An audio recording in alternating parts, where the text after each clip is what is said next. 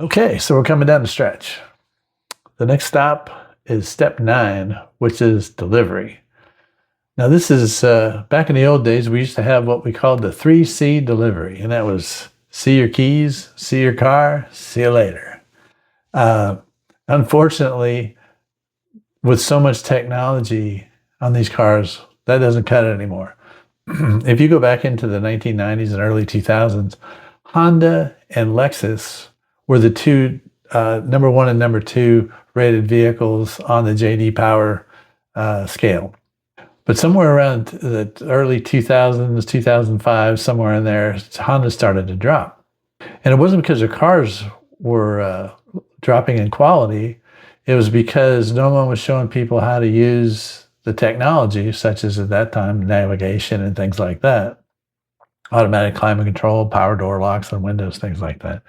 So people would come into the dealership thinking it was broken, and come to find it was just really nobody showed them how to work it. So when they get their survey, was did you have take car to the dealership? Yes.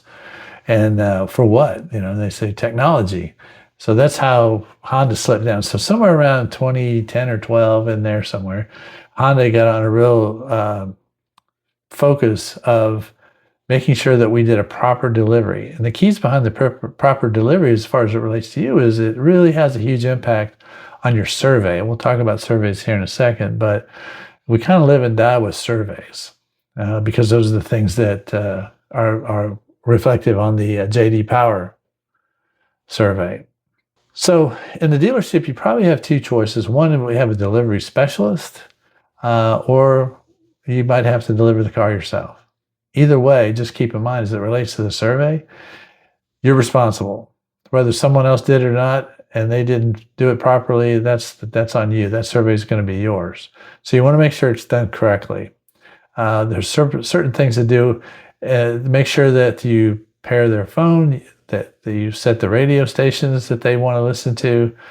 Make sure they understand how to operate the power windows and door locks, and then how to operate the Honda sensing features. And last but certainly not least, Android Auto or Apple CarPlay. Those are such important features, and they have things like navigation and a lot of other convenience features and driving assist features. So you want to make sure that they understand how to work those things. And then what I would do is follow up after about a week and just say, make sure they have any questions. And you want to make sure when you deliver the car and the deliveries, you've covered everything. Don't say, do you have any questions? Because the pat answers are going to be no. What you say is, what questions do you have? That might get them the question. And then regardless if they have any or not, just say, listen, I'm going to follow up in a few days just to make sure if there's something you're not sure about. But in the meantime, if there is something you need assistance with, please don't hesitate to call me. But I'll be glad to take care of this for you. Now, as it relates to the survey, as I said, surveys are very important. They affect a lot of things for you and the dealership, such as allocation, meaning how many cars do we get. Poor surveys results for the dealership really means a lower allocation of vehicles. So it's a very, very important thing. So as far as the surveys go, not everyone gets a survey. It's a random deal, and I don't understand what the criteria is, but some do and some don't. So you just have to approach it like everybody's going to get one. There's only 5 questions on there. You should take the time to look at a survey and see what the 5 are, but it's heavily related to their experience at the dealership and the delivery of the vehicle. So surveys we live and die with these surveys.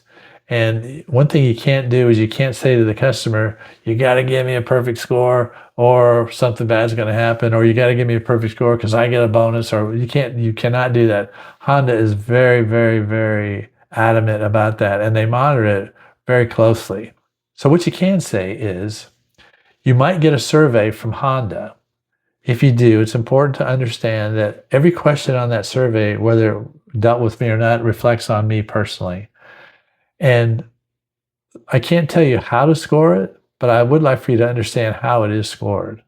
And that is that a 5 is a perfect score.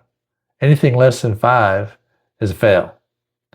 So if you think we passed, you know what the proper score would be. But if there's any reason why you couldn't give us a passing grade, please share that with me now so we can take care of it before you leave.